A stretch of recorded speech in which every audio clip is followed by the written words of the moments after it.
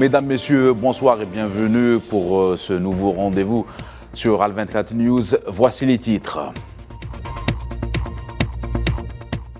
En France, le corps du jeune Naël, tué par un policier, a été inhumé en début d'après-midi à Nanterre. Le pays a vécu une 4e nuit de violence urbaine dans plusieurs villes de la métropole. Bilan, quelques 1300 interpellations.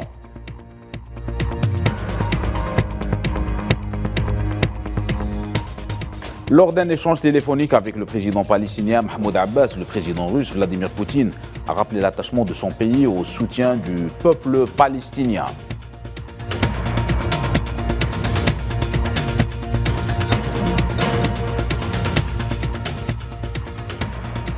En Belgique, des activistes du RIF dénoncent les crimes du Marzen et appellent à mettre fin à la terreur instaurée par le régime marocain.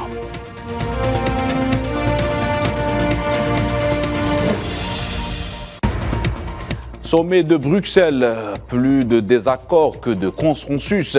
Si la politique migratoire divise profondément les 27, Bruxelles tente de rapprocher les positions autour du dossier ukrainien.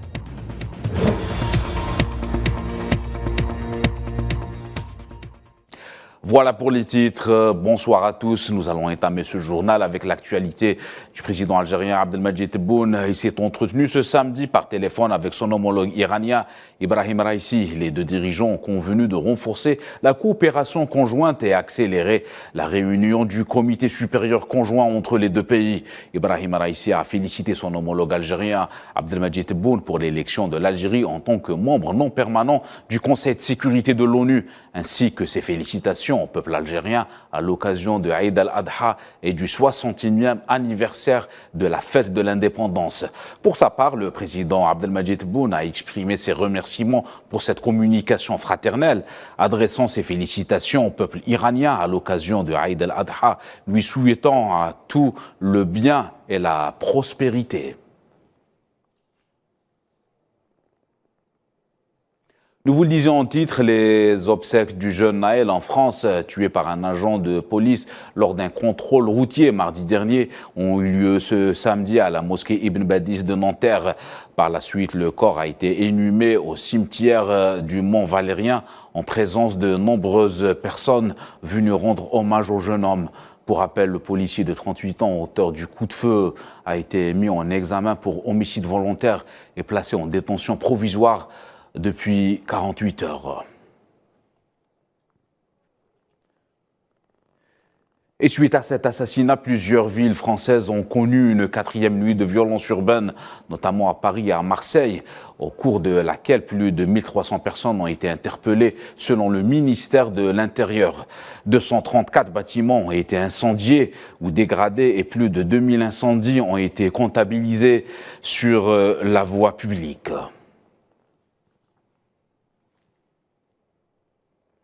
Et de ces événements, on en parle avec Madame Karima Khatim, présidente de l'association AFA et élue locale à Stein, en région parisienne. Bonsoir Madame. Bonsoir. Bonsoir Madame, merci d'avoir répondu à notre invitation. Vous, autant que présidente d'association, l'association AFA et élue locale de la région parisienne, et j'imagine les autres représentants de la société civile, vous avez réagi comment à ce drame? Alors ça a été très douloureux. Déjà au sein de l'association, c'est une association qui regroupe plus de 200 élus français d'origine algérienne. On sait que le petit Naël, c'était un franco-algérien. Donc ça a été douloureux, il y a un passif très douloureux au niveau du racisme systémique qui peut exister et qui existe encore au sein de la police. Donc c'est difficile de gérer dans les villes la colère de tous ces Français. On se rend compte qu'il y a deux France il y a une France fracturée en deux. C'est-à-dire qu'il y a le rôle des médias ultra-racistes de certaines chaînes qui enveniment la situation. Et on a à côté de ça une France plurielle, fraternelle, qui nous permet aussi de pouvoir s'organiser et de crier au fort cette injustice. J'ai une grosse pensée pour la maman de Naël, Mounia. Je lui souhaite bon rétablissement parce qu'elle est dans un état psychologique plutôt assez grave. Elle ne réalise toujours pas ce qui s'est passé. Et j'espère que aussi au niveau de la diaspora algérienne, parce qu'on se sent constamment en danger lorsqu'on est attaqué justement par cette frange raciste, le fait que les affaires étrangères algériennes aient émis un communiqué qui allait dans le sens de la protection des Algériens établis en France, ça nous a extrêmement réchauffé le cœur. C'est la première fois, j'ai l'habitude de faire des médias, c'est la première fois, moi je suis émue parce que je suis devant un média algérien, ça me tenait énormément à cœur. On a cette sensation que l'Algérie protège ses enfants et c'est tout ce qu'on demandait depuis de très longues années. Donc je sais que l'AFA, et au nom de tous les élus, on a un rôle majeur à jouer sur le terrain pour ce type de situation. Justement, en parlant du rôle des associations, de la société civile, quel rôle doit jouer les associations et les autres organisations de la société civile dans des situations similaires? Alors, il y a un rôle politique, c'est-à-dire qu'on doit se mettre au niveau de la population, leur tenir la main et les accompagner dans ce changement ou ces demandes de loi qui permettent de régir et de protéger nos enfants et tout individu. Et surtout, travailler sur ce racisme permanent. Ces derniers temps, on a été vachement attaqués, que ce soit les Algériens ou d'autres origines, et l'islam vraiment est situé en première attaque à toutes les sauces, clairement. À chaque fois qu'on passe, on ouvre une chaîne française, on essaie de nous stigmatiser constamment. Donc il y a un premier rôle politique, il y a un deuxième rôle d'apaisement, mais ce rôle d'apaisement, il ne peut pas se faire sans que le gouvernement français embraye le pas vers une discussion et vers des propositions de loi qui amènent l'apaisement et non pas la division. Et surtout, en ce moment, par exemple, à l'heure où je vous parle, au lieu d'apaiser la situation, on a un gouvernement français qui préfère trouver des lois pour pouvoir punir les parents de ces jeunes enfants qui vont crier cette injustice dans les rues, plutôt apporter des réponses justement à cette jeunesse qui est en train de crier leur injustice. Très bien. Karima Khatim, présidente de l'association AFA et élue locale à Stein, vous étiez avec nous en direct de Paris. Merci pour cet éclairage. Merci beaucoup. Et dans ce contexte de tension extrême en France, plusieurs pays ont exhorté leurs ressortissants à la vigilance, à l'image de la Norvège et du Royaume-Uni, qui ont appelé leurs communautés respectives à éviter les rassemblements en raison de la situation d'insécurité qui règne au pays en ce moment.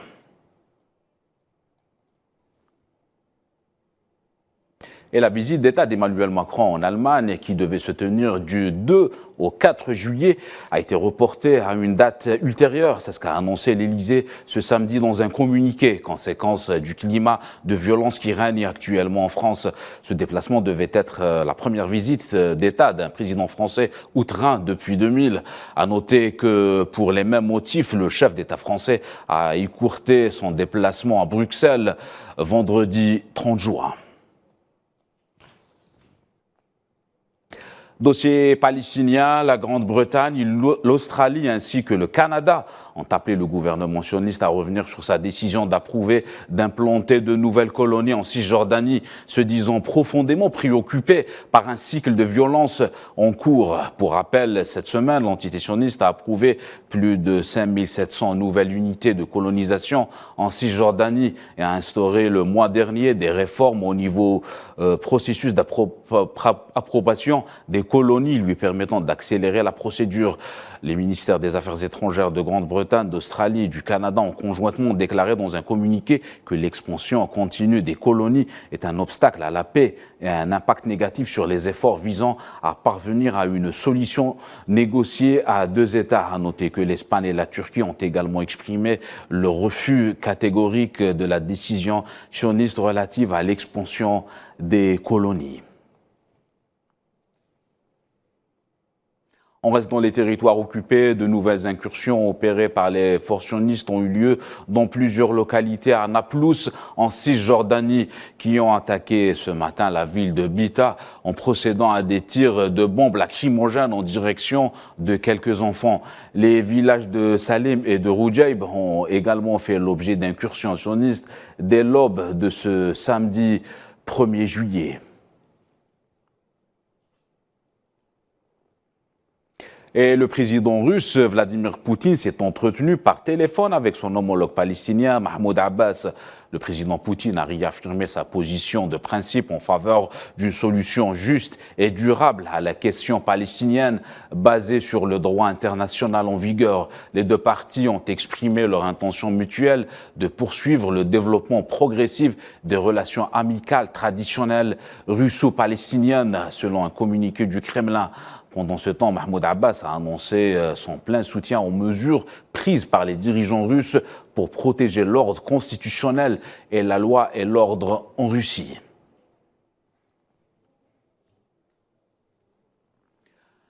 La saison du pèlerinage à la Mecque touche à sa fin. Les millions de pèlerins qui observent les derniers rites avec le fameux Tawaf al-Wada ou la dernière déambulation autour de la Kaaba ont commencé à quitter les lieux saints et la Mecque. Pour rappel, l'Arabie Saoudite a accueilli cette année plus de 2,5 millions de pèlerins venus accomplir l'un des piliers de l'islam.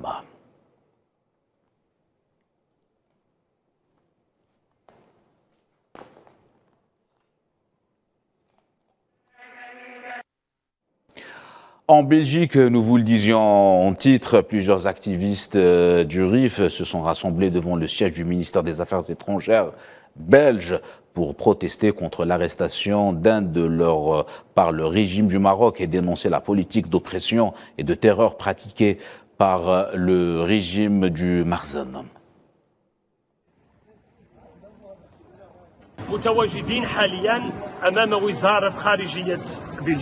Nous nous trouvons en ce moment devant le ministère des Affaires étrangères belge à Bruxelles pour dénoncer l'arrestation d'un citoyen belge d'origine rifaine. C'est le deuxième sit-in devant ce siège. Notre lutte se poursuivra jusqu'à la libération de notre frère Ahmed El Bolkiz des geôles de cet État colon.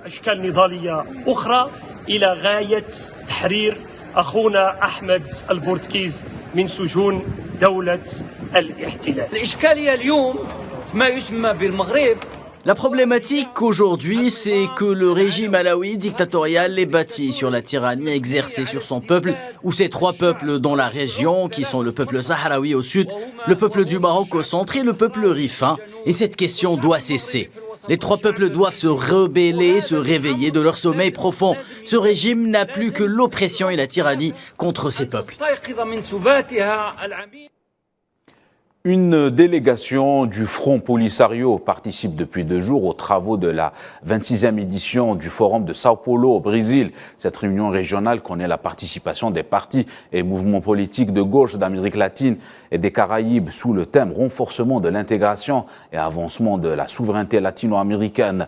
L'événement a été inauguré avec la présence du président brésilien Luiz Lula da Silva et a connu la participation de 27 pays, y compris la délégation du Front Polisario.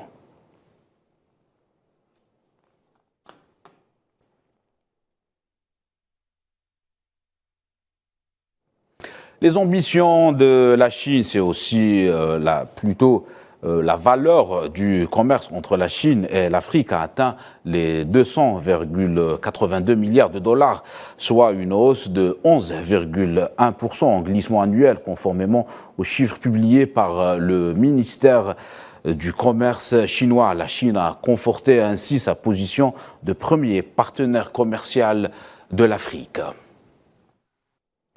Retour en Europe, c'est désormais un point de discorde incontournable dans le vieux continent. La politique migratoire divise toujours les 27 pays membres au sommet de Bruxelles, notamment pour ce qui est de la Hongrie. Budapest envisage une politique plus indépendante. Le point avec Souila Kilal. La politique migratoire a une nouvelle fois divisé les dirigeants de l'UE. La Pologne et la Hongrie ont bloqué le débat. Résultat, les 27 ne sont pas parvenus à une position officielle commune à l'issue du sommet de Bruxelles. Les leaders européens n'ont pas réussi non plus à s'entendre sur la dimension extérieure de la migration, même si le principe de négociation avec les pays tierces rassemble un large consensus entre les capitales. Nous savons que l'Union européenne a besoin de l'immigration. L'Allemagne a besoin de l'immigration pour répondre à ces énormes besoins en main-d'œuvre qui seront pressants dans les années à venir. Et cette immigration doit être réglementée. Dans le même temps, il est important de limiter la migration irrégulière et de trouver un moyen de réduire ces flux migratoires irréguliers en permettant une migration régulière. Les 27 se sont également engagés en faveur d'un soutien financier à long terme pour Kiev. Ils ont par ailleurs promis de poursuivre les travaux pour trouver une solution juridique concernant l'emploi des avoirs russes gelés afin de financer la reconstruction de l'Ukraine. Au cours de ce Conseil européen, nous avons discuté de la question des actifs russes gelés. La Commission présentera une proposition et se concentrera prudemment sur les bénéfices exceptionnels provenant des actifs gelés de la Banque centrale russe. Concernant l'adhésion de la Suède à l'OTAN, le Premier ministre suédois Ulf Kristersson a affirmé que la Hongrie n'avait pas l'intention de s'y opposer.